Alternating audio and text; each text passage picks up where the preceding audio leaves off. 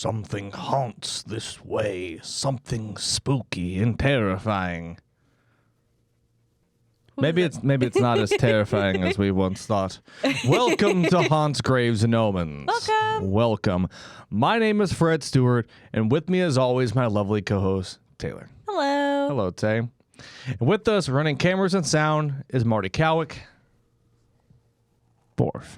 Yep. Great. Thank you, Marty. And we have a special edition, or a special guest on this week's episode of Haunts, Graves, and Omens. It's our dear puppy, Spirit. She does not know what's happening. She is, listen, she's getting so tired. She's very tired. She actually got woken up from a nap to basically be here. Well, it was actually to go potty, but. Well, whatever. But, it's hard. This is the life that you're going to have to understand, Spirit, is that, when I say stay spooky and your mom says stay haunted, you got to stay spirit. You know what I mean? You're part of the spooky fam now. You're part of the ghosts and ghouls that makes up this podcast. And I don't know if you're ready. Are you ready to even process any of that? I know it's a lot. We got to sign your NDAs and all that stuff, but that'll happen. But I don't think she's fully understanding anything that's happening right now. Well, perfect. But yes, welcome to Haunts, Graves, and Omens. Just want to start off the show with talking about some UFO news. A guy named David Grush. He's a whistleblower who supposedly worked with the CIA, was a U.S. Air Force. I don't know the best way to describe it. Like a U.S. Air Force officer. He is saying that the U.S. Has a program to basically go and capture the highly secretive UFO retrieval program that processes multiple space aircraft of possesses multiple space aircraft of non-human origin, as well as the corpses of their deceased pilots, in hopes of recreating that technology. And he's been talking to some pretty influential people regarding that. So we'll keep you guys updated with that. And then just wanted to share some true crime news with you. Last month, a 75-year-old John Russell of North Carolina was honored as Horseman of the Year for his dedication to the animals. This month, Russell faces felony charges after police say he fatally shot a horse. Oh. It appears that Russell was not aiming at the horse, but in fact he was aiming at his son and missed. So thus he's being charged with pair of felonies per the Chronicles of the Horse, felony cruelty to animals, and assault on a person with a deadly weapon with intent to kill. From a spokesman from the Polk County Sheriff's Office, he said when deputies arrived, they found several people on the property and determined that this dispute had happened between Russell and his son, resulting in gunfire and the death of the horse. The son had been riding along. And honestly, I just hate seeing horses get involved in domestic violence, but that's just how it is. Get out of here, you dirty horse. But that has nothing to do with what we're talking about this week's episode. I just wanted to tell you those two wild stories before we dived headlong into this week's episode. You know what we're covering, kind of. The general premise. Marty has no idea, and the listeners and the viewers, you guys have no idea unless you already read the title. Then you do. Then you guys are fucking cheating. But this week is all about cryptids, right? I got my Mothman shirt on, but it's cryptids might not know about. Lesser known cryptids. Ooh. Maybe one-offs, right? Yeah. You guys ready to get weird? I'm fucking ready. All right. First up on our list, we travel to Lake Utopia, located in eastern Charlotte County in New Brunswick, Canada. Lake Utopia is a beautiful 7-kilometer-long lake full of smallmouth bass, trout, perch, and river eels. But according to local legend, Lake Utopia houses a different kind of beast. Local legend has it that the lake is inhabited by a sea creature known as the Lake Utopia monster.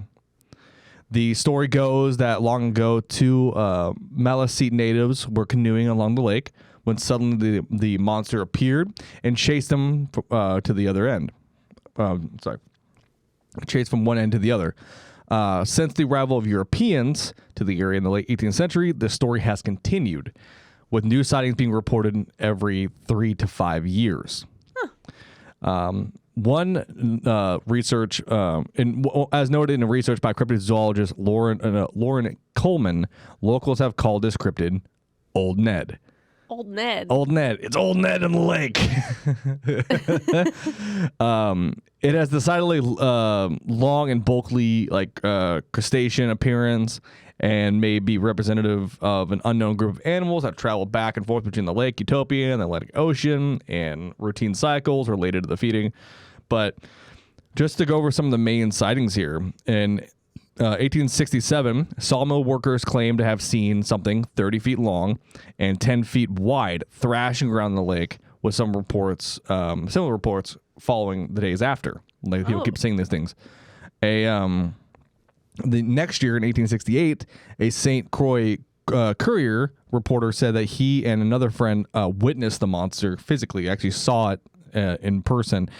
A few years passed, and in 1872, natives described a terrifying monster with a large head and bloody jaws following their canoes, kind of like how the original story depicts. In 1891, William Francis Genong records in his notebook a description of a monster provided by a lumberman who claimed to have seen it 20 years prior. Quote, "It was dark red in color. The part showing above the water was 20 feet long and as big around as a small hogshead, but it was much more like a large eel." So this giant eel-like beast kind of thing that's really fucking weird, and it's swimming around. That makes me think of like an oarfish, but I don't know why they would be. Yeah, I don't know. It's pretty odd, but like, How big oarfish get though? Oarfish, I mean, they get pretty big, but I don't think this is an oarfish. Oarfish definitely don't get 20 feet long. I don't think so. But almost 100 years pass, and in 1969, the St. John Evening Times Globe, that's too long of a name, shorten that shit down, reports on an interview with Mrs. Fred McKillop Sr., who said that she saw the creature 18 years earlier. And she said, "It looked like a large black rock and it moved up and down the lake, boiling and churning the water, making great waves." So, 18 years prior to that, she saw that. And so, there's a lot going on. In 1982, Sherman Hatt says that he and his family saw the large creature that looked like a, quote, submarine coming out of the water with spray on both sides. It was around 10 feet long and put me in the mind of the back of a whale. And it's a lake, so probably not a whale. Probably not but a it might whale. be. Never know. And then in most recently, in 1996, Roger and Lois Wilcox were canoeing on the lake when they saw ripples break the placid surface 100 meters away from them. It was heading towards Cannonball Island, which is where cannonballs are made. That's what they're grown. They're grown on trees. A lot of people don't know that. Yeah. No. A common monster sighting. Wilcox reports a monster being 40 to 50 feet long, undialing upward and not sideways. It was just kind of going like this, So, I mean, is Lake Utopia? Does Lake Utopia house a monster, or are people just stupid and not understanding what they're saying? I like to come clean here. It was just me every time. Was it Just swimming there. understandable? Yeah. Yeah. Yeah. Makes sense, actually. Especially the lady who thought it was a whale. Yeah, it's understandable. Well, I mean, how big do oarfish get? I'm gonna look it up unless you beat me to it. Well, yeah, go ahead and look that up. But I mean, this whole case is really quite fascinating. I mean, it's another classic lake monster. It's like Lake Champlain, Right. We look at fucking Loch Ness Monster. It's like, are these creatures from the past? Are they, some sort of mystical being? Oh, oarfish do get quite large. They do. The biggest oarfish ever caught was 36 feet. Okay, so they average 10 to 15. I don't know. I just because of the reddish and like the. Oh yeah, they do. Marty, see if you can pull up on that monitor over there. Oarfish. Yeah, There's like a. you just hit drawing. F11 and get out of that. But like even the pictures, they have some like red to them. They're. Yeah, just open up. Yeah, just see if you can get like a picture of an oarfish up. I guess you could say that they O-R-E? have. Yeah. OAR fish. OAR. I guess you could say that they have like the body of a hog's head, I suppose, if that's what you're comparing it to, like get that shape-wise. get that second one, Marty. The second photo. Yeah, and then hit that 0 when you can. Hit 0 and it'll pop up on the monitor here so everybody can see. Oh yeah. But yeah, so right there. Oh, well, don't want the Wikipedia page, but yeah. So right there. I mean, that's pretty fucking close to what people are describing. Though I don't know why they would be in a lake. I mean, yeah, I mean, maybe it's just an oarfish that got into a lake. maybe, I don't know. I mean, if you look at some of those other photos, like Marty, the one that's directly, looks like that one's pretty good. The one that's the fourth one, if you're on that top row, the fourth one, or that large one, yeah, look at that. Yeah, I mean, that's a big huge. fucking fish. That's a huge oarfish, and that lab is there, so you know how big labs are. Yeah. That lab is 600 pounds. And people, So. you know. Yeah. You know how A big lot of are. people. Yeah, I mean, that's my guess.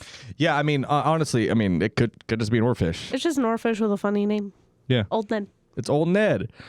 Well, that was a pretty fun story, huh? Yeah. Well, next up on our list, we're going to head to Murfreesboro, Illinois. Illinois is no stranger to weird things like Mothman sightings or Chicago. But in 1973, in the town of Murfreesboro, residents were plagued by a strange beast.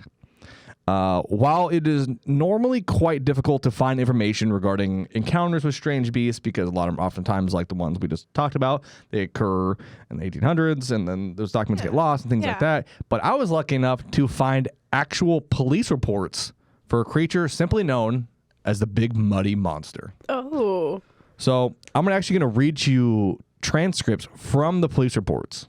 Okay. So at approximately 10:12 p.m., June 26, 1973, MPD officers were called to 37 Westwood Lane by Mrs. Harry Ray.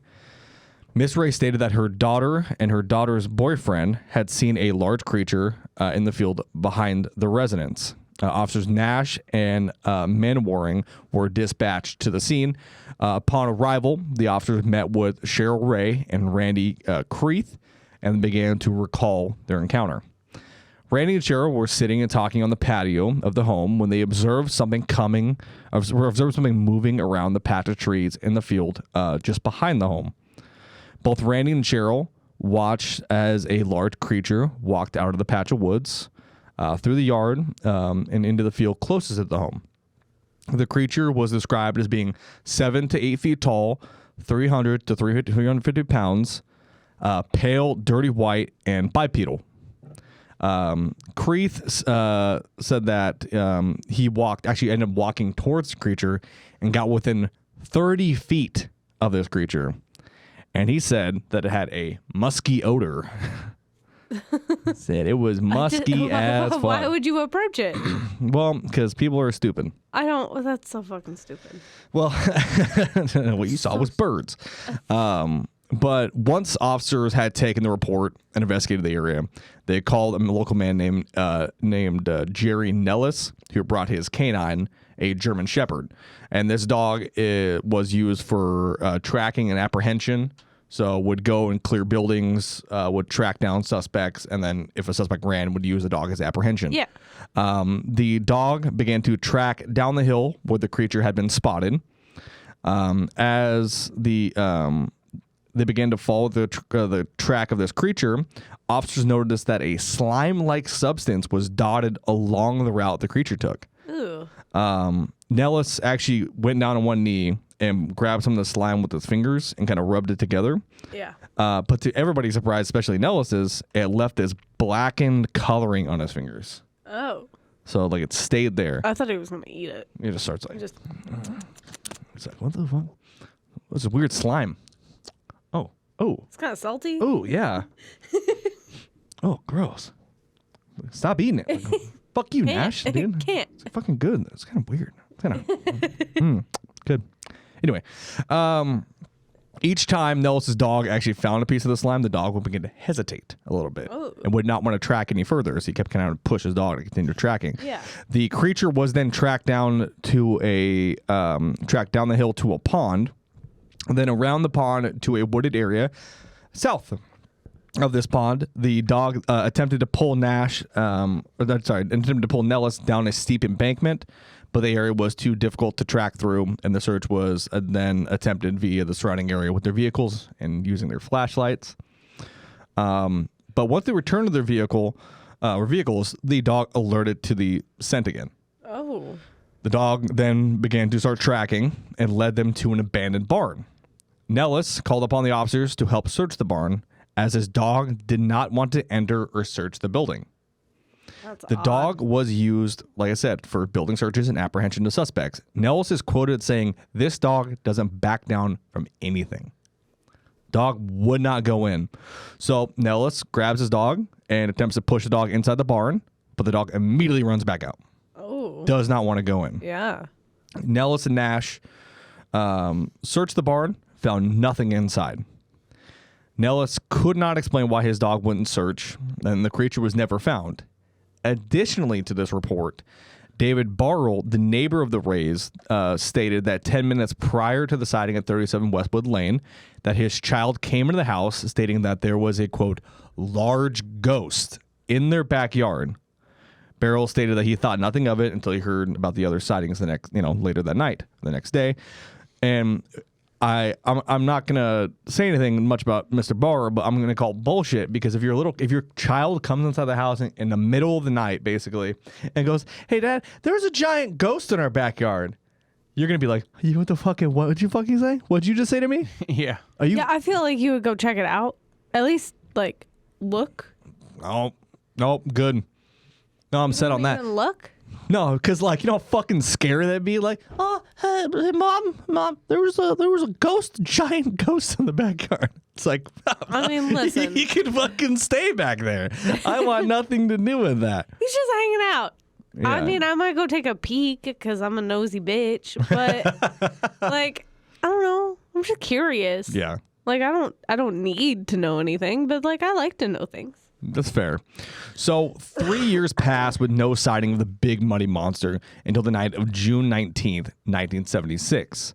At approximately 9:59 p.m., just mere minutes early, from the previous call out 3 years later, Mrs. Ray Kells of 25 Westwood Lane called MPD to speak requesting to speak with officers in reference to a creature that her son and his two friends had just seen. Officers Nash and Schultz were then dispatched to the scene. So the officers were advised by the parents that the children had seen a large creature just behind 25 Westwood Lane, standing next to the woods. Officers searched the area of the sighting, but were unable to find any tracks, but did find several large rocks that had been recently turned over. Oh.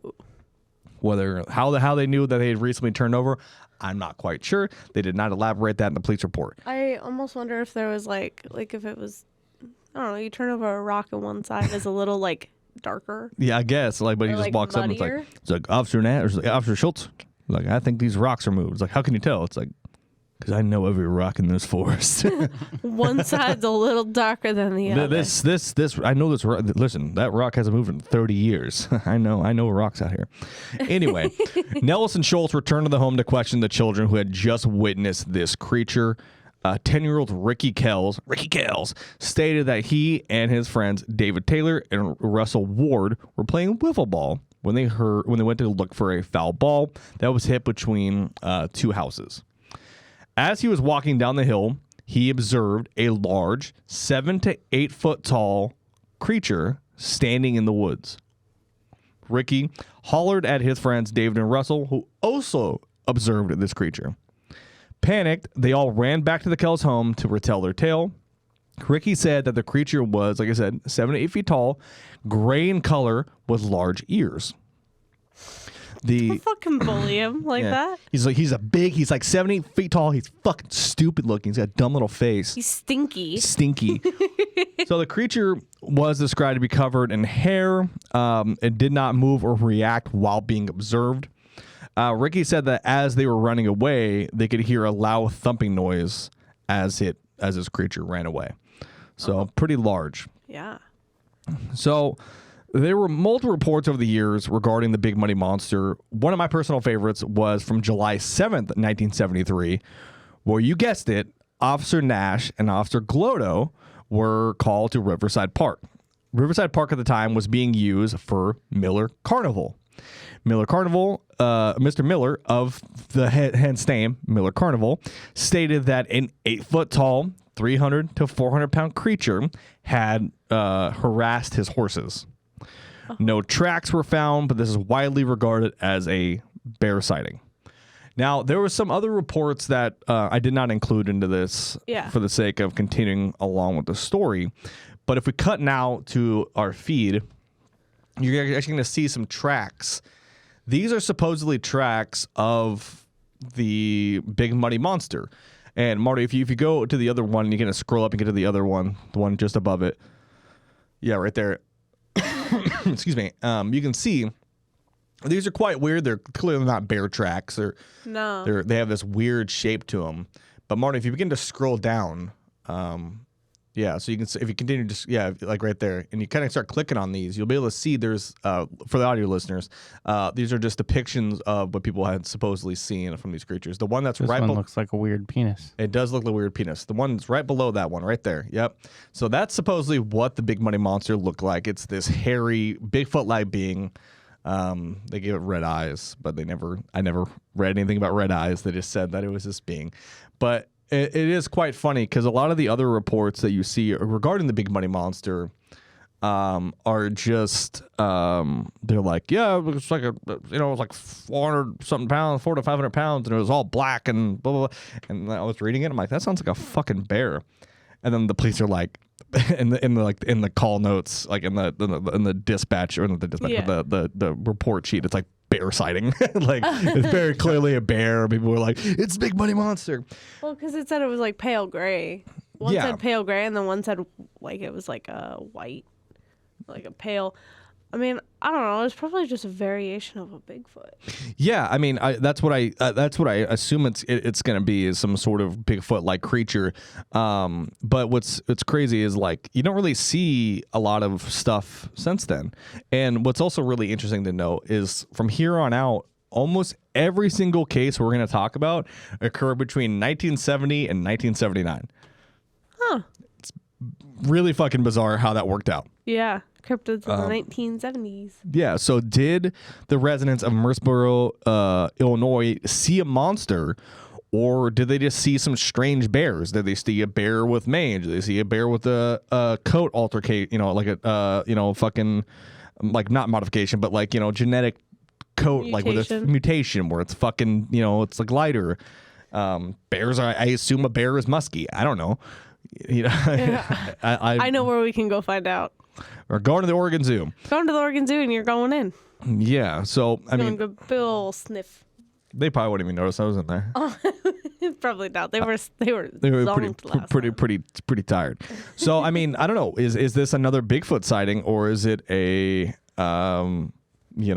fucking just a new humanoid creature that we simply don't know about? Marty, what are you looking up over there? I was just looking up pictures of the Big Muddy Monster. Oh, okay. The big. Honestly, it's probably just a Bigfoot or like a variation of a Bigfoot. That doesn't look like the Big Muddy Monster. There he is again. This is the other report. Okay. That's just Bigfoot. I like how you're like. I love how you're like, I'm looking at photos of Big Muddy Monster, and I have my glasses on. I can see you typed in Bigfoot with beard, so I can see that you just you just lied to him. Trying to gaslight me. No, he's looking up photos of the Big Muddy.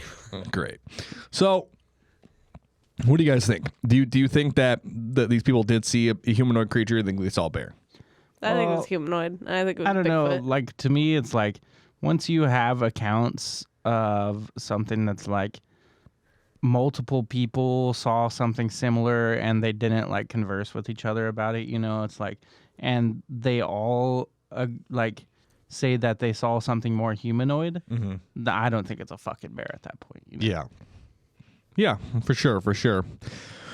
So continuing with Illinois, we're going to jump into our next cryptid, and we're going to travel to the town of Enfield. This also takes place in 1973.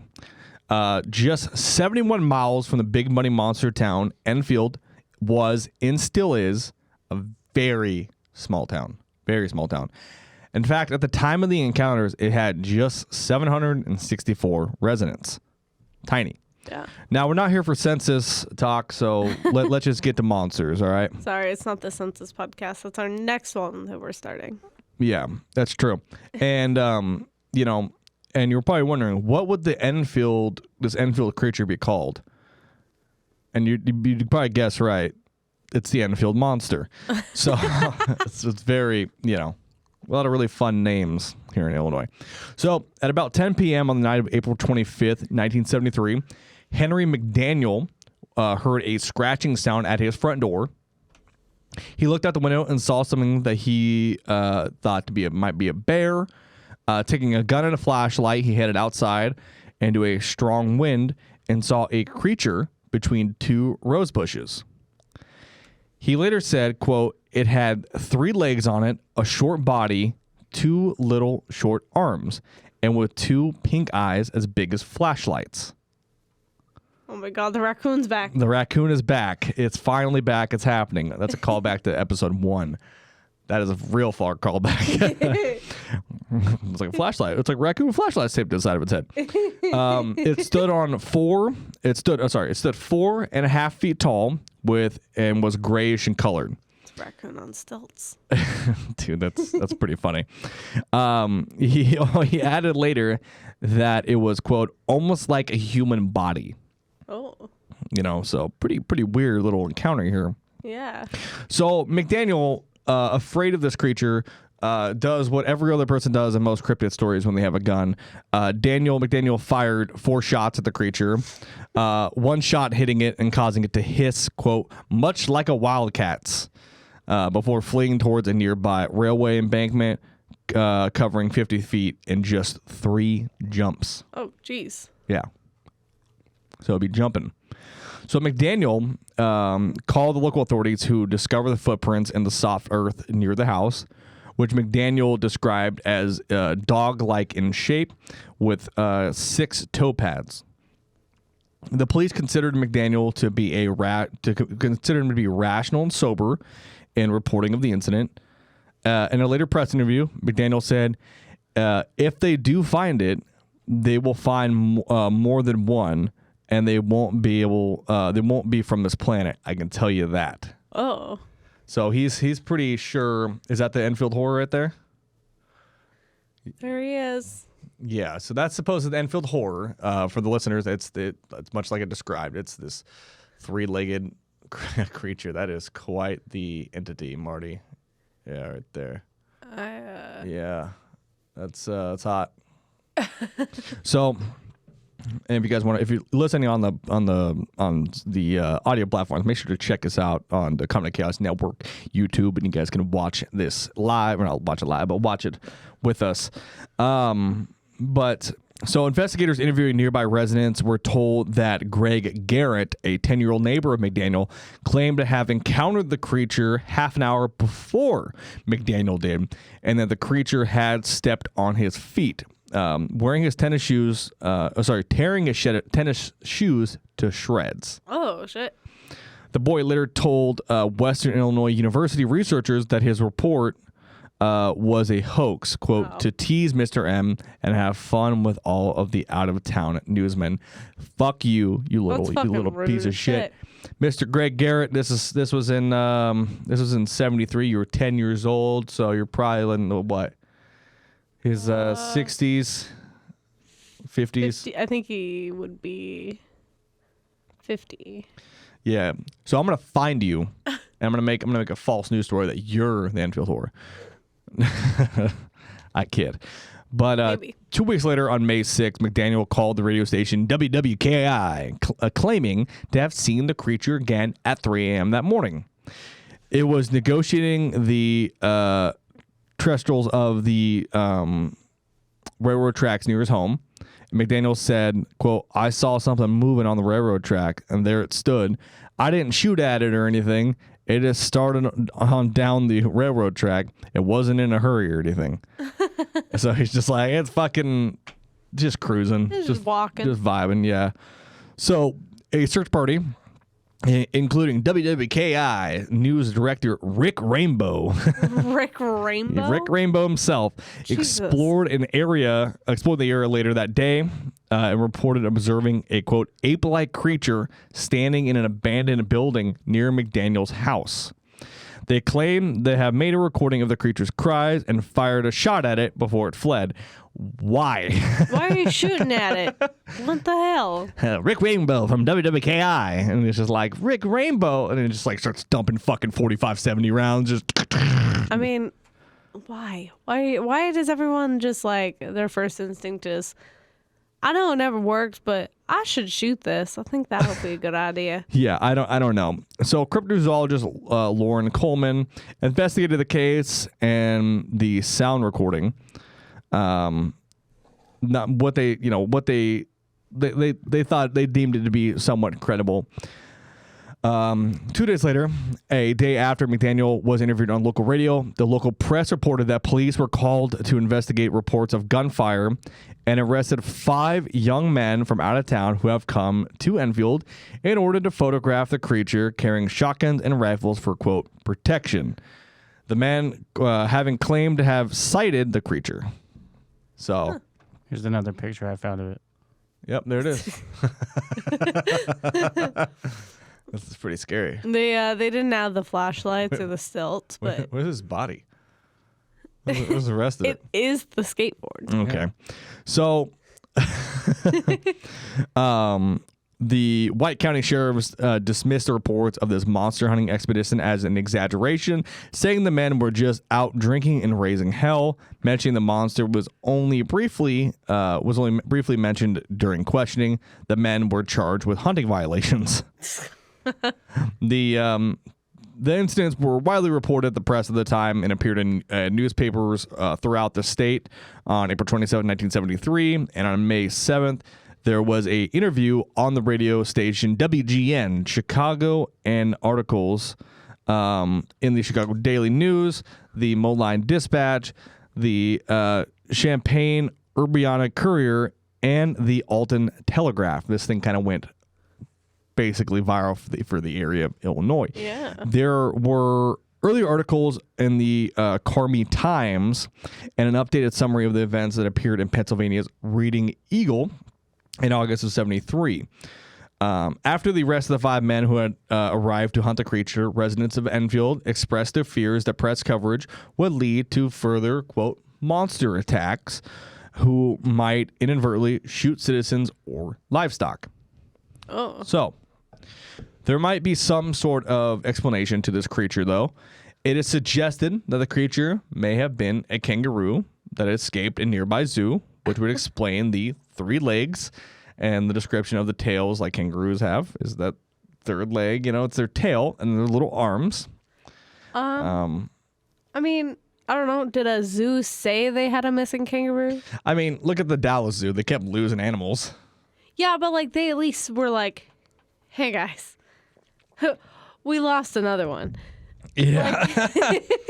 Like, we just keep losing animals. Like they at least were like, listen, we lost another animal. Yeah. Don't panic.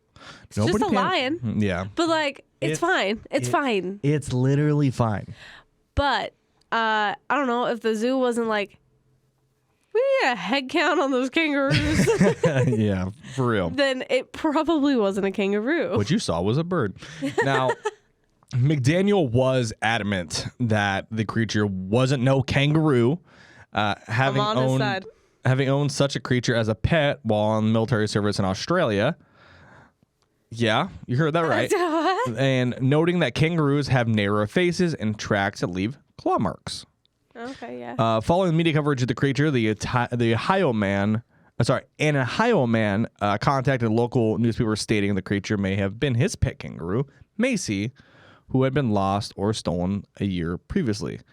So, okay, so there was a loose there kangaroo. was a loose kangaroo, yes. But So, a few days after the event, the United States Press International quoted an anthropology student who suggested the creature may be a wild ape, noting that such creatures have been reported throughout Mississippi in the area since 1941. Yeah. what? So They just got apes out there? Yep. The Enfield Horror is a kangaroo or it's an ape. Well, okay, first of all, those are very different creatures. They look incredibly different. I don't know. To start. I've never seen a kangaroo and an ape in the same room. Probably for good reason. Listen, I don't think it's either of those. I mean, kangaroo just to me doesn't make very much sense because like most people know what a kangaroo looks like. Also, what the fuck was that? That was an Enfield monster sound. Oh, Can you turn it up? That's me when I get heartburn in the middle of the night, dog. it threw me off guard. Oh, spooky. Pretty scary. I don't know. I don't feel like Illinois. Yeah. I don't feel like Illinois has the right environment for a kangaroo, and I feel like a kangaroo on the loose in Illinois probably wouldn't live very long. I don't know. I mean, animals do weird things. Like this is completely irrelevant, but there was a story of how a family was hit by a tornado, like a large tornado, and it sucked up their pet tortoise. And then like 40 miles down the road, somebody was storm chasing and there was a tortoise in the middle of the road just walking around. So like animals can just like kind of live through shit. That's like, not the tortoise's fault. He just was hanging out.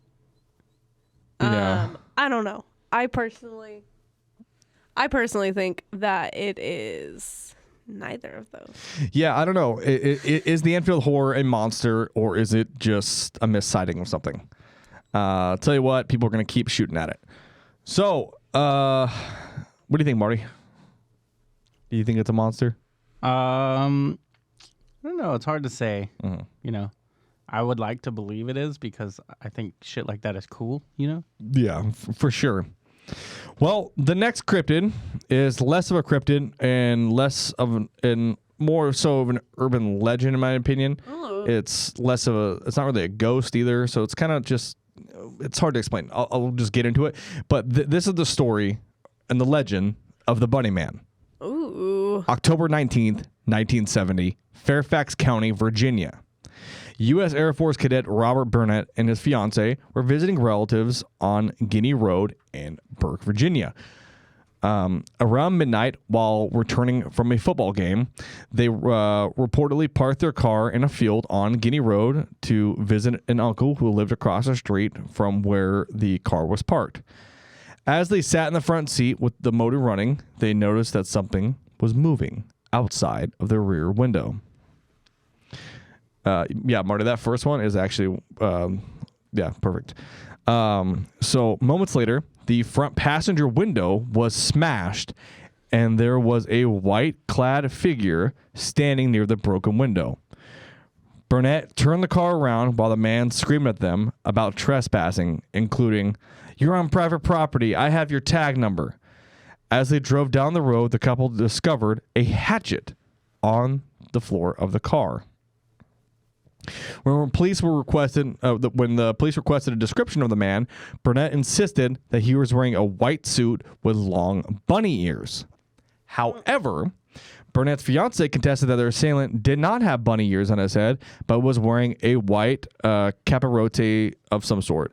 So a capirote is a tall, pointed hat that is used by Catholic priests in Spain. Marty, if you can actually maybe pull up a photo of that. So they're primarily used in Hispanic countries for Catholicism, but you're gonna understand. How do you spell that? It's spelled Capirote. And you can yeah you can use any one of those. Yeah, it's you'll see what I mean here in just a moment. So. These are capirotes, and this one's looking a little suspicious. You know what I'm saying? This is not a thing of the Klan. This is an actual cat. These are Catholic priests. Yeah. So this is what Catholic priests wear in Spain during ceremonies. That just looks really warm. Like I assume that's quite warm. But I imagine you can see that it's not a racist thing, but it does get them off some major red flags. They do have ones that are in all white, Marty, like that second one. it's questionable. It's questionable at best. Yeah. Like, you can see what I mean. So, but the thing is, they both remember seeing this person's face clearly, but in the darkness, they could not determine his race. The police returned the hatchet to Bennett after an examination. Okay, so it says that he was wearing one of those. Yeah, so Bennett was saying that this guy was wearing a bunny mask type thing. But then the other person says that he was wearing a capirote, which then they also say that they saw his face clearly. Yeah, so I'm thinking because they said that they said the front passenger window was smashed. So I imagine that his fiance was in the passenger seat. I Probably. imagine. Because I think so. Because Bennett said that he maneuvered the car, so that would make the most sense. So maybe she got a better look on him. He didn't. For some reason, he thought he saw bunny ears. I'm not entirely sure on this. Still seeing the face clearly is the weird part to me because neither a bunny mask or a capirote show the face. Exactly.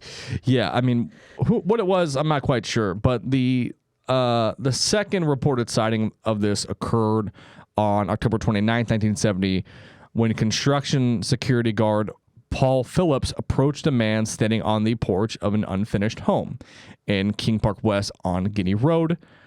Phillips said the man was wearing a black, gray, and white bunny costume. It was about 20 years old, 5 foot 8 inches tall, and weighed about 175 pounds.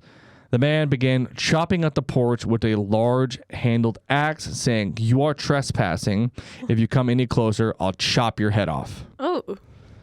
So Fairfax County Police opened investigations for both incidents, but both were later dropped due to lack of evidence. And the week following the incidents, more than 50 people contacted police claiming to have seen the bunny man, but none really stand out. Fairfax County also, if you want to cut to that photo, Marty, you have. So in Fairfax County, they have this tunnel where the bunny man is supposedly seen. And they actually had to shut it off or block it off during Halloween of that year because there was a 14-mile line of cars trying to come and visit the bunny man, and that persisted for a long time. And eventually got to the point where people would drive up and a cop would be sitting there and go home. Get out of here. Stop trespassing. It's getting fucking ridiculous. And that went on for years. Jeez. So pretty fun. So did these people see a half bunny, half man, or did they potentially see a member of the local clan? I don't really know at this point, but it's fucking questionable at best. Yeah. Marty. What are you? Oh. Great. Yeah, There he is. That's not why do you keep typing shit in with beer? What? Why can't these cryptids just be like cool like that? You know, they probably are. You don't know them. Bigfoot drinks Rainier for sure. That's so funny. Just keeps typing in like cryptid beer. That's really fun. So our next monster. For our next monster on the list, we traveled to Folk, Arkansas, and surprise, the early 1970s. This is the story of the Folk monster, aka the Boggy Creek Monster. So various reports between 1971 and 1974 described it as being a large bipedal creature covered in long dark hair. It was estimated to be about 7 feet tall and weighed about 250 to 300 pounds. Later reports claim that it was actually much larger, with one witness describing it as 10 feet tall with an estimated weight of 800 pounds. So putting on some weight. Yeah. Some accounts describe the Folk monster as running swiftly with a galloping gait, swinging arms in the fashion similar to a monkey. Reports also describe it as having a terrible odor. The odor has been described as a combination of skunk and wet dog, and has having bright red eyes about the size of silver dollars. Yeah. And a variety of tracks and claw marks have been discovered, which have claimed to belong to the creature. One set of footprints reportedly measures about 17 inches in length and about 7 inches wide, while other appear to show feet that have possessed only about 3 toes. Oh. Marty has a fun thing up, The Truth Behind Legends, which I assume is a book. But yeah, so that's supposedly what the Boggy Creek Monster looks like. It's this Bigfoot-like creature. Because of course, there's every state has to have one. I feel like I didn't go into detail, but I feel like I did mention in the Bigfoot episode the Boggy Creek Monster. Yeah. I believe we did. We just briefly covered it, but we didn't like go into any detail. Yeah, because it sounds very familiar. It does sound quite familiar, and that's why I was going back through all the episodes the other day and trying to find it. But I believe we did cover when we covered and talked about Bigfoot. But they even have this Monster Mart there. Oh, dude, Monster I Mart. want to go to the Monster Mart. I would go there for sure. Oh, I would exclusively shop at Monster Mart. I think with the Boggy Creek Monster, what it was like these states also have a Bigfoot-like creature, but like no, we did not go into any detail. It wouldn't be any descriptions or anything because Yeah. it was just glossed over. Glossed over as we do. So prior to the 20th century, several alleged sightings in the area related to a large hairy creature circulated in a 1851 report of the Memphis Inquirer and an 1856 report of the Caddo Gazette. Local residents claim that the creature had roamed around the area since 1964, but those sightings have not been reported. Local folklore also holds that the creature can be traced further back to sightings in 1946. Most early sightings were allegedly in the region of Jonesville, as the creature was widely known as the Jonesville Monster during this period. In 1955, the creature was allegedly spotted by a 14-year-old boy who described it as having reddish-brown hair, sniffing the air, and not really giving a care, and resulting in reacting when it was, you guessed it, fired upon with birdshot. Wow. It was reacting when it was shot at? Hey, That's crazy. You think this thing's going to care if I shoot it with a shotgun? Yes. Probably. So it's every single time. Why? So, because it's what we do as Americans. So investigator Joe Nickel, who is a famous debunker for this kind of stuff, he's definitely one of the most famous guys when it comes to stuff, observed and that the description was consistent with that of a misidentified black bear, which, probably, maybe. A lot of these bears, for some reason, look like humans, I guess, in these weird, rural places, I guess. I don't know. I mean, could it, because that one did sound like a bear, but some of these, where they're it's this gray and colored beast. You ever seen a black bear with mange? They're fucking gray underneath. I have not seen a black bear with mange. Yeah, maybe I have. They're just they're gray underneath all their underneath their coat, so they just have this fucking weird gray color to them. But yeah. I don't know. But the folk monster first made headlines in 1971 when it was reported to have attacked the home of Bobby and Elizabeth Ford on May 2nd, 1971. According to Elizabeth Ford, the creature, which she initially thought was a bear, reached through a screen window that night when she was sleeping on the couch. This was chased away by her husband and her brother Don. During the alleged encounter, the Fords fired several shots at the creature and believed that they had hit it, though no traces of blood were found. An extensive search of the area failed to locate the creature, but 3 toed footprints were found close to the house, as well as a scratch marks on the porch and damage to the window and the house's siding. According to the Fords, they had heard something moving around outside late several nights prior, but having lived in the house for less than a week and have never encountered any creatures before. So they just kind of ignored it, and then that happened where it reached through and touched her. She was sleeping on the couch. So the creature was allegedly sighted again on May 23rd, 1971, when 3 people, D.C. Woods Jr., Wilma Woods, and Mrs. R.H. Sedgas, reported seeing an ape-like creature crossing the U.S. Highway 71. Most sightings reports were made over the following months by local residents and tourists who also found additional footprints.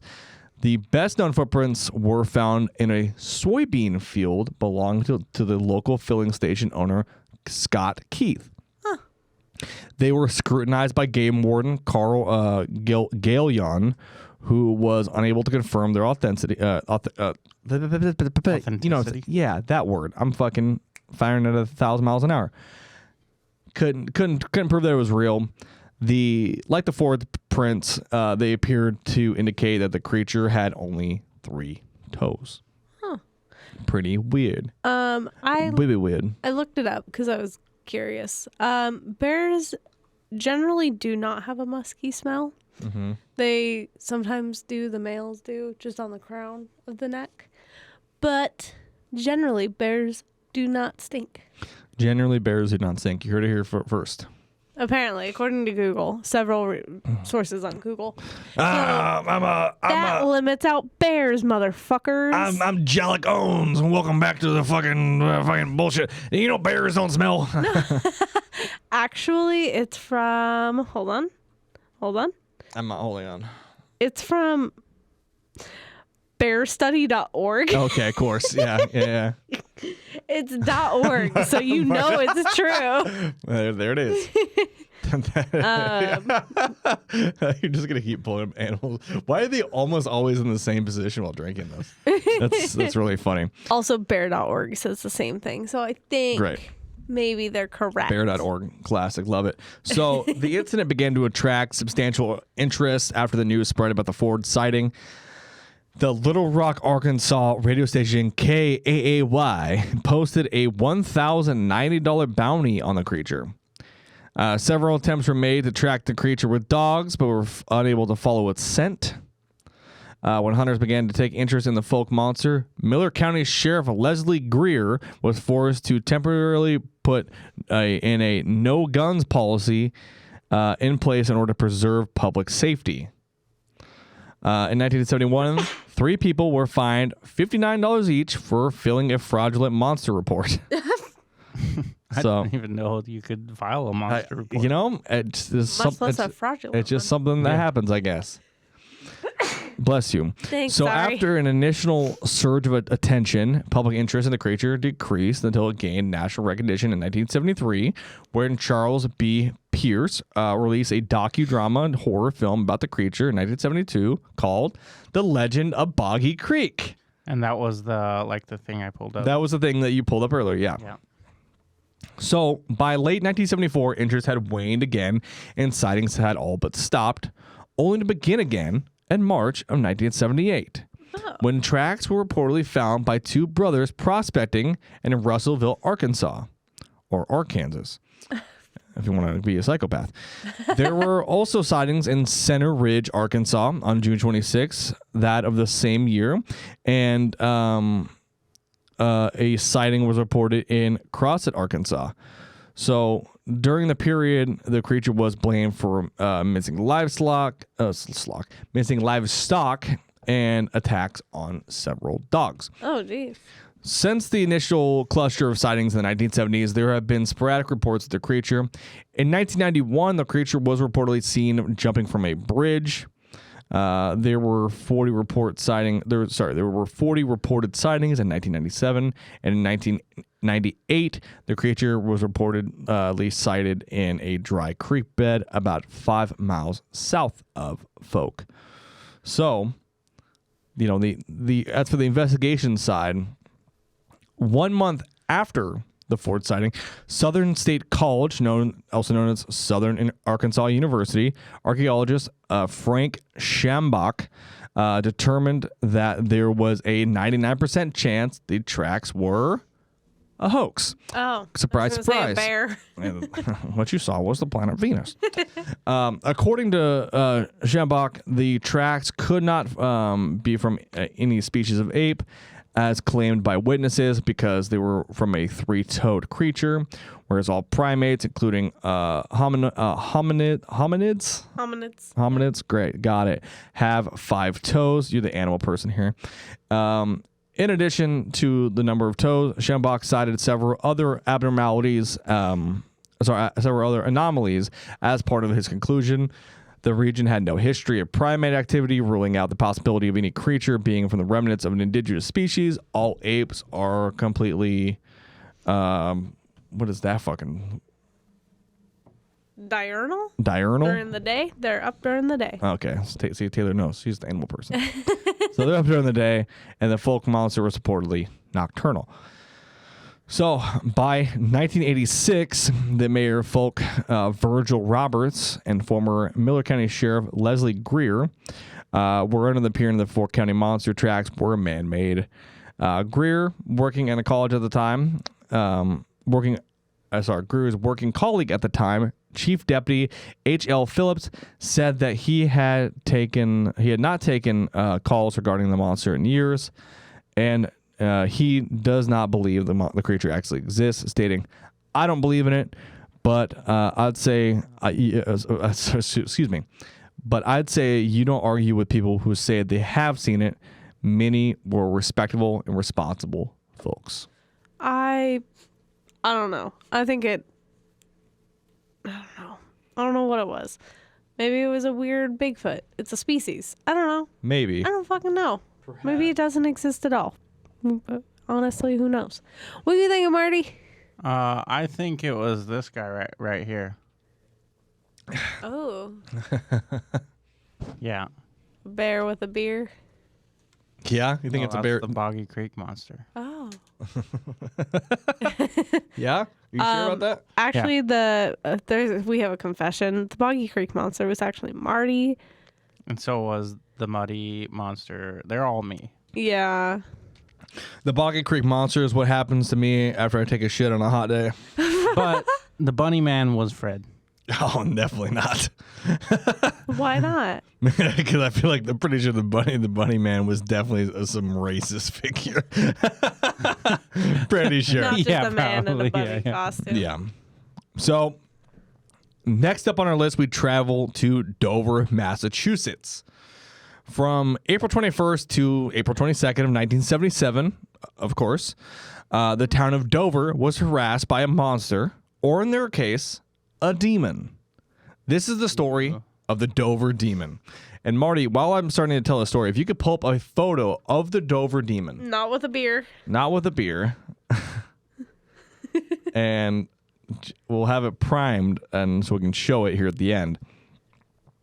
So one of the first initial sightings is that see that drawing, Marty, the one that's actually not the books, the one on the left-hand side. That? Yes. Perfect. So one of the first initial sightings is that of Bartlett. So the Dover demon was first sighted at night by three 17-year-old boys who were driving through the Massachusetts area when their car's headlights illuminated it. Bill Bartlett, the driver, reported that he saw what he thought at first was a dog or a cat, but upon closer inspection, he realized that it was a bizarre, unearthly-looking creature crawling along a stone wall on Farm Street. Bartlett continued to watch the creature, and he reported to have a disproportionately large watermelon-shaped head and illuminated orange eyes like glass marbles. It had long, thin arms and legs with slender fingers, which it used to grasp on the pavement. It was completely hairless and had a rough, flesh-toned skin described as tan and sandpaper-like. The creature's appearance was very plain, with no ears, nose, and no mouth. Odd. The witnesses' drawings portray the head as having a skull shape, forming a contour of the circle on top with a more elliptical ending projecting down to include where the nose and the mouth would be. The Dover demon was also thought to become invisible or translucent in the night. By day, it hid deep in the woods of Dover, Massachusetts. Other witnesses have claimed the creature had green eyes and seemingly smooth, chalky, gray-toned skin, 3 feet tall, and made a blood-curdling noise. similar to a hawk's screech combined with a snake's hiss. Ooh. But all witnesses say it had no ears, mouth, nose, or any known sex. Gets no bitches.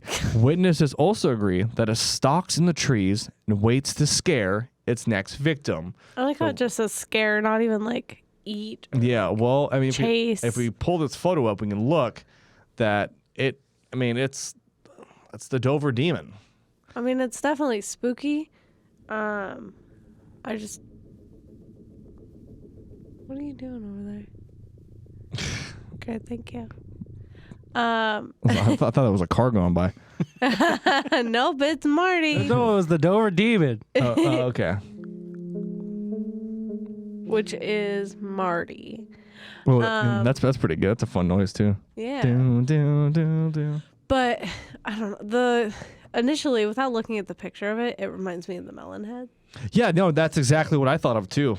Was when I was looking at that, because the melon heads are quite similar, but I feel like the melon heads are a little more humanoid. Yes, they're definitely more human than what that looks like. Like they have mouths and noses, chins, ears. For sure. I mean, that's exactly what I thought as well. So the next sighting was that of literally just a few hours after the initial sighting by 15-year-old John Baxter and Pete Mitchell, who was 13 years old at the time. They were walking home, and they said that it was a bipedal creature and ended up running into a gully and standing next to a tree. So they got pretty close to this thing. The next day, Abby Brabham, who was 15, and Will Traintor, who was 18, claimed to have seen a similar-looking creature from Trainor's car on the side of the road. Brabham's description matched Bartlett's and Baxter's descriptions, except at this time, the cryptid had illuminated green eyes. Oh. She approximated its height to be about the size of a goat. Which is how Americans measure things. Americans will measure anything if it's not the metric system. I was going to say, are you in that Facebook group where it's like Americans will use anything other than actual measurements? No, but that's pretty much... It was the size of 15 mini fridges, Marty. Like... Yeah. God. Yeah. So, I mean... investigators attempted to shake up Mrs. Brabham by noting that she said it had green eyes reflecting by car's headlights, while Bartlett mentioned orange eyes were reflected back to him using his automobile lights. Brabham was steadfast on her description. I don't know why they pressed her so fucking hard, but they did. What if the eyes are like a cat, where like if the light hits a certain way, it's a different color? Because I've seen our cat's eyes be both green and orange. Or maybe I'm just crazy. I don't know. Or both. Yeah, you're not crazy. So Bartlett, Baxter, Brabham, and Trainer all drew sketches of the monstrous sight shortly after their sightings. On the piece of paper that includes Bartlett's sketch, he wrote, "I, Bill Bartlett, swear on a stack of Bibles that I saw this creature." Oh. So some suggest the creature may have been a foul newborn elk or moose calf. Joe Nickel, the famous debunker, believes that the creature was likely a snowy owl based on the size and plumage. He has a snowy owl the size of a goat. Yeah. That's definitely true. Well, you know. I don't fucking understand. I'm not even gonna get into him. I don't get it. Which would have reflected yellow headlights of older cars as the peach color described by Bartlett. In addition, the long spindly arms and fingers are supposedly creature could have been partially open wings, and the splayed feathers at the wingtips of a snowy owl. Police told the Associated Press that the creatures reported teenagers were probably nothing more than a school vacation hoax. Skeptic Ben Radford has suggested that the sighting may have been influenced by the pop culture of the time, as 1977 was a year for big-headed, client-type creatures. I would believe that what they saw was a pelican over a snowy owl, personally. There's a pelican going 23,000 miles an hour. Like, what do you fucking mean it's a snowy owl, dude? I can tell the difference between a snowy owl and a fucking goat. Yeah. And Marty, you weren't here for you weren't. I didn't even know you when we did that episode that what I was referencing. Yeah. We did an episode about UFO sightings, and I believe there was one around Mount Rainier, right? Yeah, it was the summer of saucers. Yeah, and it was this set of UFOs that were moving. They estimated to be about like 20-something thousand miles an hour. They were moving super, super fast. And then the guys who were trying to debunk it, like the Project Blue Book guys, were like, "What you saw was pelicans." So every time I say it's birds, you saw a satellite. It's referencing to Project Blue Book because they have the dumbest fucking answers. Because debunkers have the dumbest answers for shit because they don't make any fucking sense. Yeah. It's like, you saw a bird going fucking 23,000 miles an hour. Yeah, obviously. You know what a bird would do at 23,000 miles an hour? It would fucking evaporate. It would just be gone. It'd be nothing. Yeah, I don't fucking understand at all. No. Any of the like debunk suggestions. God, I'd fucking believe it was the planet Venus before I believe it was a snowy owl because I can tell the difference between the snowy owl. Like I can look at an owl and be like, that's an owl. Yeah, I mean, you can. I feel like you feel like these kids who who are sane mind, and I assume they were sober at the time. I can't imagine they were popping pills, but you would think that like they would look at something and be like, "That's a fucking owl. I know what an owl looks like." Yeah, versus being like, "Oh my fucking god, it's a fucking Dover demon." Yeah. Like, no, it's an owl. When you saw him was an owl. So I don't know. Would you guys think these people actually saw the Dover demon? Do you think they saw something else? I think they saw something. I don't know what they saw. Yeah. But it wasn't a fucking owl, I can tell you I that. know what I saw. Anyway, for our next creature, we travel to the city of Houston, Texas. Ooh. And this one takes place In the 70s? in the 1950s. Oh. So, A little different. yeah, a little different. We kind of fucking got a little fucked you guys up a little bit, huh? Yeah. This is the legend of the Houston Batman. Oh. One of the most iconic sightings of the mysterious creature, that is so-called Houston Batman, was made on June 18th, 1953. Hilda Walker, Judy Myers, and Howard Phillips saw a man with wings like a bat sitting in the branches of a nearby tree, watching them. After a few moments, there was a light display, and the Batman was gone. The story is a classic in the annuals of UFO encounters and associated sightings of creatures, and is dealt with in full with Ken Gernhardt and Nick Redfern's Monsters of Texas and Lauren Coleman's Mysterious America, where it is dealt with in connection to that of likewise iconic Phantom Attacker and British boogeyman known as Spring-Heeled Jack. Ooh. And we'll eventually do an episode of Spring-Heeled Jack. That right there, Marty, is not the moth. That is not the Batman. Oh, okay. That is Mothman. Oh, okay. That is Mothman, good sir. Marty, I got a shirt with Mothman on it. Oh, yeah, you do. Like it just says underneath, it says the Houston Batman underneath. That. That's also weird. That's all those. They're all are like- Oh, Mothman. Yeah. So it Apparently he looks like Mothman. it turns out the likening to Jack and other Phantom Attackers may have been partially apt. The Lubbock Evening Journal News for May 27, 1953 bore a headline, Phantom Attacker strikes in full view of two police officers. Funny enough, Lubbock, Texas is where one of my favorite podcast hosts is from. That's Marcus Parks, the last podcast on the left, from Lubbock, Texas. That's kind of a fun little thing there. He's from the place with the Lubbock lights. Lubbock Lights, yeah, that's another fun one. The article told of a story of Betty Lee Jameson, a woman who was walking on Raymond Avenue when a man lunged from a crowd, knocked her to the ground, and fled with 4 men in pursuit, 2 policemen and 2 men coming out of a nearby bar. Jeez. Pretty fun. Those 2 guys are just like coming out of a bar to come fight this person. Yeah. The man still escaped. Oh. Frank Murray of the Houston Police Department told the newspapers that it was the 13th such attack in the space of a year. Could not find any reference to any of the earlier attacks. Perhaps, maybe somebody else can. But I couldn't find anything regarding this sighting. They could have also gotten lost over the years. Yeah. Oh my God, Marty! I looked over the monitor real quick, and that's a lot. So the Mexia Daily News for June 12th, only a week before the sighting of the Batman, reported another attack. This time, a woman was pulled bodily from a car.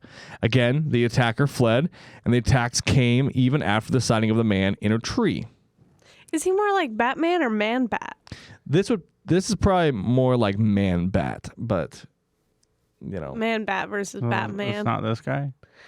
No, I don't think so. I don't think so. Was that you, Marty? Maybe. I don't know. He sounds more like Man Bat. I don't know if you know who Man Bat is. That is quite the shot you just showed. Anyway, on May 7, 1954, the Galveston Daily News reported an attack that had taken place only 2 days prior and was dealt with no more than a passing manner. Once again, could not find anything regarding this attack. It may be related. Regardless, on May 6, 1954, a underwear-clad man was described as a prominent excuse me, this is quite the word. Houstonin, superintendent of the Houston Hospital, was arrested and charged with indecent exposure and vagrancy after police received several calls that he was driving around town fully in the nude. He admitted that he denied any involvement in the Houston attacks when questioned. In true Fortean tradition, though, I'm going to guess that the attacker came to an end there. Whether or not that man was actually responsible, don't know.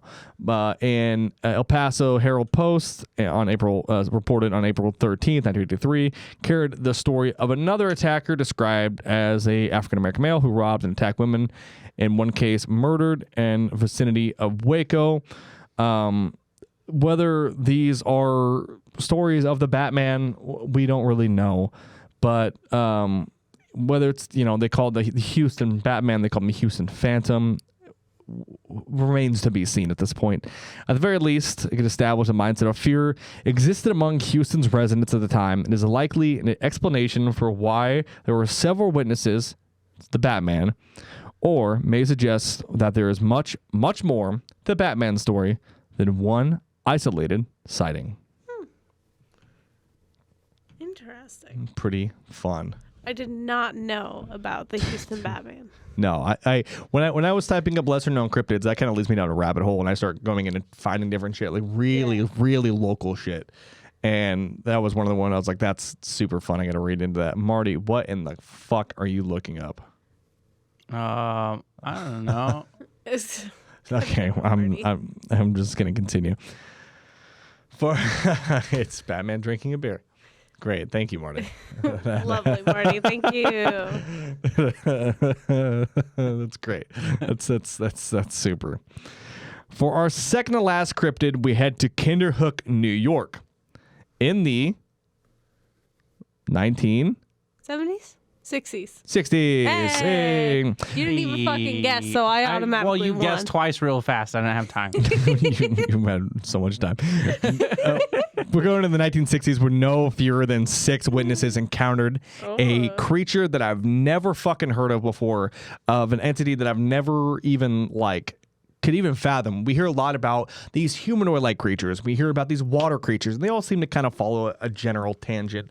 But then you get some random ones. You get some ones like Mothman, that are seen multiple times. You get ones like the Jersey Devil. These are all very unique cryptids, and this creature is super unique.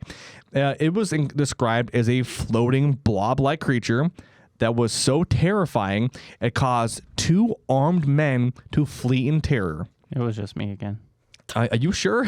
Blob-like creature, yes. Okay. Damn, bro. This creature is simply named the Kinderhook Blob.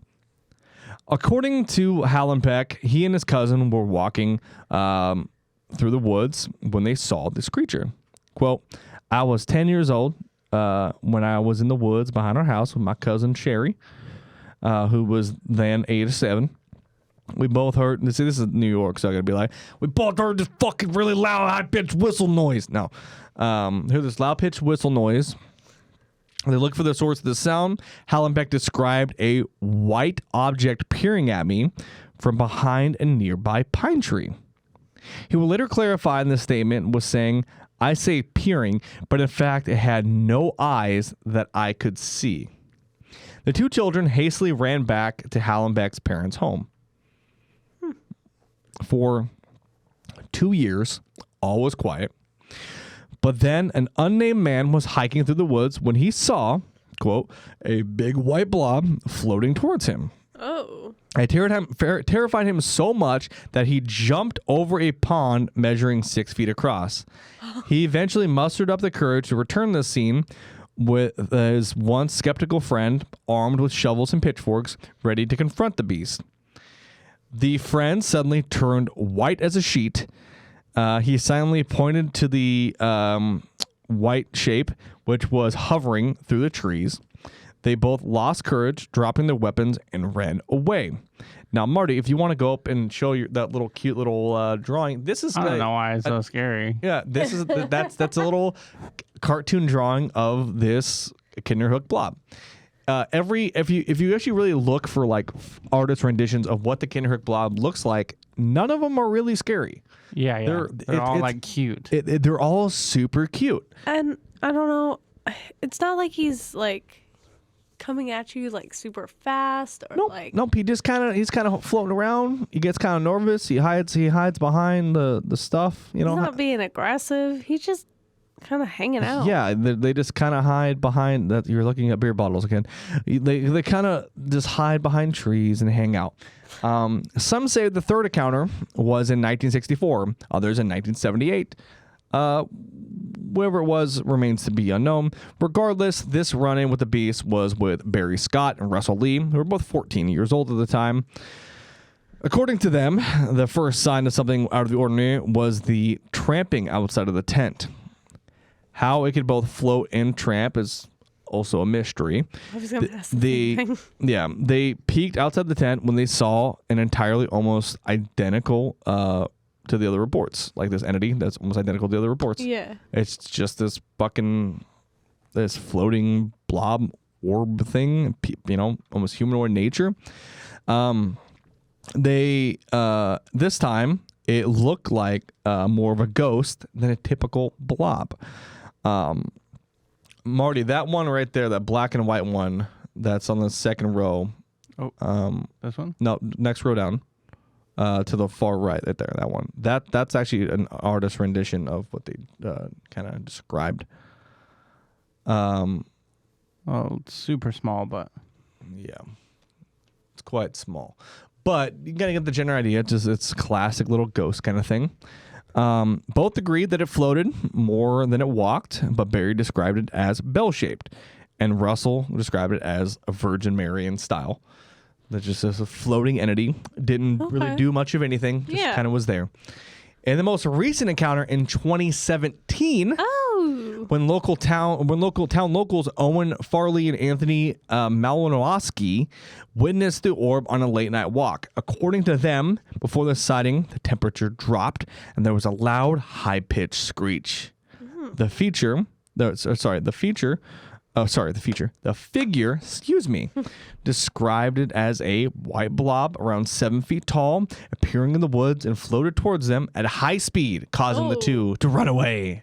Okay, so it can go fast. It just didn't want to. No, I think. So did these people of New York see this? Did they see a blob creature? Did they see a monster? Did they see a cryptid? Did they just see a ghost? I think they saw a ghost. I'm more on the ghost train. Yeah. Or, I don't know. It's hard to know. I'm going to say ghost. I vote ghost. I'm going to go with an elemental. Elemental? So an elemental spirit is like from the classic like Native American folk tales of like the spirit of the woods, the spirit of the water, the spirit of the, and supposedly these things can manifest enough and they'll manifest as something. So maybe it was just an elemental and it was just kind of floating around, just doing its thing, having a good old time. That's a good point. Yeah, it's just a fun little creature. But for our final beast, we arrive in Lee County, South Carolina, starting in the late 1980s. Ooh. Nice. Gotcha. I didn't guess. Yeah. Lee County was haunted by a strange but somewhat familiar beast. This is the story of the lizard man of Scape or Swamp. Scape or swamp? Scape or Swamp. Oh. Pretty fun. So on July 14, 1988, a lot of these occur in the summer, I'm starting to notice. The Lee County Sheriff's Office investigated a report of a car damaged overnight while parked at a home on the area of Browntown outside of Bishopville, South Carolina, on the edges of Scape or Swamp. Marty, that second photo that's in there, that's one of the funniest fucking things I've ever seen. That right there, I love that. And if you actually get that ready, I'll actually tell you a story about that one. All right. So the car reportedly had tooth marks and scratches with hair and muddy footprints left behind. Sheriff Liston Truesdale noted that there was a start of various claims that eventually coalesced into a story about a lizard man in the swamp. And if we can pull up that photo of the lizard man in the swamp, there it is right here. There it is. Lizard man in the swamp. So for the listeners, you can't see, there is this, it's literally just a person in a costume of a lizard man. What's really funny is just within the last couple years, they actually did a news report within Bishopville, within this town, where they're like, the lizard man of Skateboard Swamp was sighted yet again. And then they showed that photo, and it was just this like mockery around town. They're like, oh, we saw the lizard man. Look at it. Look, there it is. And it thought that was really funny. That to me looks like it's like from like one of the like Godzilla. Yeah, it looks like a Gojira, like a like a kaiju kind of creature. Yeah, I'm sure it's from a movie. Yeah, I assume it's got to be from something, but it's quite funny. Prompted by the news of the damaged vehicle, 17-year-old local Christopher Davis reported to the sheriff that his car was damaged by a creature he described as green, wet-like, and around 7 feet tall, and had 3 fingers and red eyes, skin like a lizard, and snake-like scales 2 weeks prior to the incident. Oh. According to Davis, he was driving home, working the night shift at a fast food restaurant when his car got a flat tire. After fixing it, he saw a creature walking towards him. Davis got in the car and began to drive, but the creature was soon on top of the car. I feel like I've told this story before, but I'm not entirely sure. There's a lot of cryptids that have jumped on top of cars, though. Yeah, that's true. I don't think we've covered this guy, though. Yeah, so he's trying to drive, and this creature jumps and climbs on top of his car, and he's fighting for control as this creature's holding on to the top of his car. So he does what any rational person should do in a horror movie situation like this. He fucking slams on the brakes, and the creature flips off the top and rolls off the car. I love that. That gave Davis enough time to escape. He fucking immediately continued to drive and went around it. It was gone. So he absolutely brake checked the fuck out of this lizard man. Excuse me. Yeah. Oh, I wasn't going to play it just yet. I was going to let you and then bring it back. Coverage by news papers and media resulted in an increased attention for this claims. Local businesses began selling Lizard Man T-shirts, and the local Chamber of Commerce encouraged the media attention as good for the community. Thank God, and they still do to this day. They still have this. To this day, they have all these sightings and stuff. If you want to just go ahead and play it, we can go ahead and just not have the audio, but we'll just play the clip as we kind of go through it. So yeah, there it is. Lee County, right there. It's this. It's the sighting of the lizard man. And she said, I reckon when I was a child, hey Cheryl, we're out here at the water, and there's water here, and it was probably here where it happened. I think. Bishopville, famous urban legend, lizard man. It happened. I got no eyebrows, and 1988. Common to Chaos Network on YouTube. You can find it there. But the excuse me, the increase in newspaper and media publicity prompted further reports and sightings.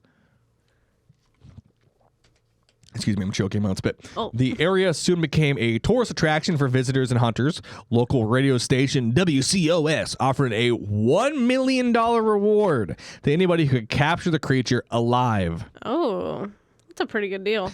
Yeah, pretty good. On August 5th, Kenneth Orr, an airman stationed at the Shaw Air Force Base, filed a police report alleging that he had encountered with the lizard man on Highway 15 and that he had shot and wounded it. He presented several scales and a small quantity of blood as evidence, or recounted this account 2 days later when he was arraigned for unlawfully carrying a pistol and a misdemeanor of offense of filing a false police report. According to Orr, he had hoaxed the sighting in order to keep stories about the lizard man in circulation. Reports of the creature gradually declined at the end of the summer. Local law enforcement officials speculated that the sightings were likely to have been a bear. Oh, yes.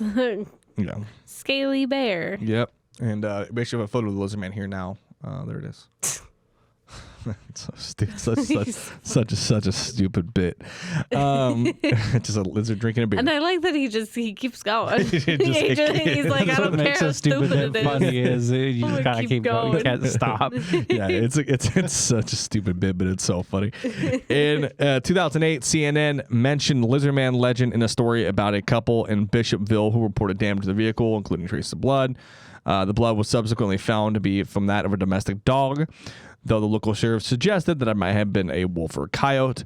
And most recently, in 2015, in 2015, the local radio station WCIV featured photos and evidence claimed to be a lizard man, allegedly taken by Jim Wilson and other identified individuals. And in August of 2017, the South Carolina Emergency Management Division sent a humorous tweet saying, regarding possible paranormal activity during the solar eclipse that passed over the area, hinting that the people of Lee and Sumter counties should remain vigilant for sightings of the lizard man. So, of course, there's going to be some criticism here. Of course. Yes. Skeptical investigator Ben Radford, again, he's back. Great. Thank you, Ben Radford. Thank you, Mr. Radford. States that the details of Chris's Davis story do not hold up under scrutiny. Sheriff Truesdale stated that Davis's story never wavered, but Radford writes that isn't true. Over the weeks and months, repeated tellings, the details changed many times, from having scales to the creature being packed full of mud, how far Davis was from the creature when he first saw it, and whether or not it attacked his car. Radford questioned how Davis was able to see these details of the lizardman creature at 2 a.m. when there was no lighting nearby in a heavily wooded area when the moon was not so bright, and how you're fucking lying to my face. And the pizza didn't hit your eye. Like, it's the Italian way of looking at it. Well, so my thing is, this is the guy that brake checked the fuck out of this That is correct, yeah. Okay, Mr. fucking Radford. So, when something is in front of your car, your headlights illuminate it. Yeah, it's true. Thank you. Mm-hmm. He also questioned if the creature was an aggressive creature. Why were there no other credible sightings? According to Radford, the timing of Davis' story didn't make any sense. If Davis saw the creature in the shadows when he was closing the trunk of his car, Davis still had to get back in the car and take off. Yet Davis claims that the creature was so fast that it caught up to the car when he was doing 40 miles an hour. Reports vary with the source that Davis told police about the attack 2 or more weeks later. So, after investigating, Radford states that the polygraph test administered to Davis may have been a publicity stunt by Southern Marketing Incorporated, accompanying arranging and personal appearances for Davis. Another curious issue was that there was no physical photographs of the damage to Davis's car, which provides some evidence that something happened. Newspaper accounts give various descriptions of the damage to the car. In one local newspaper, Davis is quoted saying he escaped with little more than a scratch on his fender. Radford states that Davis' report is quite literally incredible, riddled with impossibilities and improbabilities. It may have been... it may be sincere, it may be a hoax, but in either event, no hard evidence of the creature has ever been found.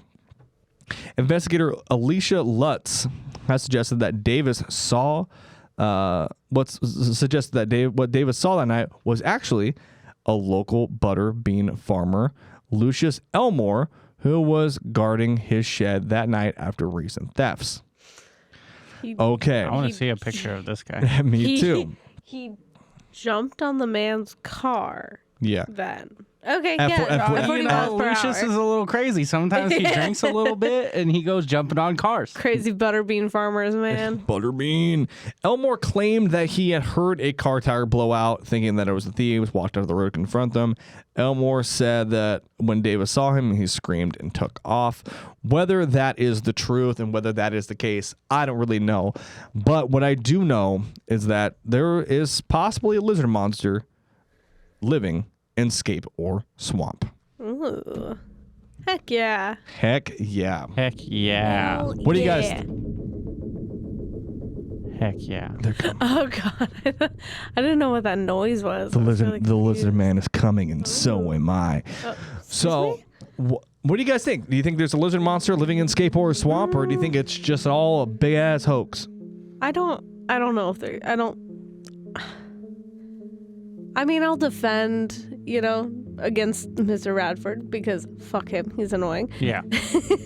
But like I don't know. They're probably not a lizard man. Yeah, I mean, I don't know. I think that they maybe did see some sort of creature. Whether, I mean, but if it's a hoax, it's a pretty good one, in my opinion. Yeah. Yeah. But that was a pretty fun episode. What do you guys think? What was your favorite I had cryptid? The white blob. The muddy monster. No, the white blob probably wasn't mine. But I liked all the animals with beers. That's fair. I think the mysterious little white blob monster is probably my favorite. It's just this. I like the cute renditions of it. Yeah. They're just fun. Like, it really didn't fucking do anything. It just kind of hangs out and doesn't really do much. So. No, but I did like the pictures of the muddy monster, like prints and shit like that. How like they had old pictures of it, Yeah, that was cool. The big money monster is really cool. I also appreciate the Murfreesboro Police Department for putting those documents and stuff online. That is very cool, and I appreciate you guys for doing that because that did help me a lot. Being able to actually read actual police reports regarding this. Yeah. So it's very, very, very neat. That's pretty But if you guys had fun, be sure to rate us 5 stars in listening apps, like, share, subscribe on YouTube and all that fun stuff. You can check us out on Facebook and all that stuff at Haunts, Graves, and Omens. You can follow us on Instagram and TikTok at HGOPodcast. If you want to follow my dumbass directly on Instagram, is it burp into the mic? You can at I Hunt the Haunted. Tay? You can follow me on TikTok and Instagram at Lunar Thrill. You can also follow. It's hard to hear because there's thunder for some fucking reason. You can also follow Spirit on Spirit the Turf on Instagram. She's asleep down there. She's asleep. Dead asleep. Honestly, is though, she's gonna have to trash. wake up in a second anyway. So Yeah, you might have to just pick her up so we I'm can gonna just just- say goodbye to her. And Marty Cowick. You can follow me on Instagram at Ghetto Feather. Right there. There it is. You see it, I see it, we all see it. Let's go. We all see it. There it is. Spirit the She Turf. is- Oh, other way. There. She's so tired. Her ears are starting to flop. She's She's a tired girl. Exhausted. So remember to stay spooky. Stay haunted. And I know what I saw. Pelicans. Pelicans going 23,000 miles an hour. Pelicans What you saw and was a fucking animals bear. with beers. You saw an owl. Hold on. Can we get like a? Hold on. You want to sniff? You want to? Okay. There it is. See ya.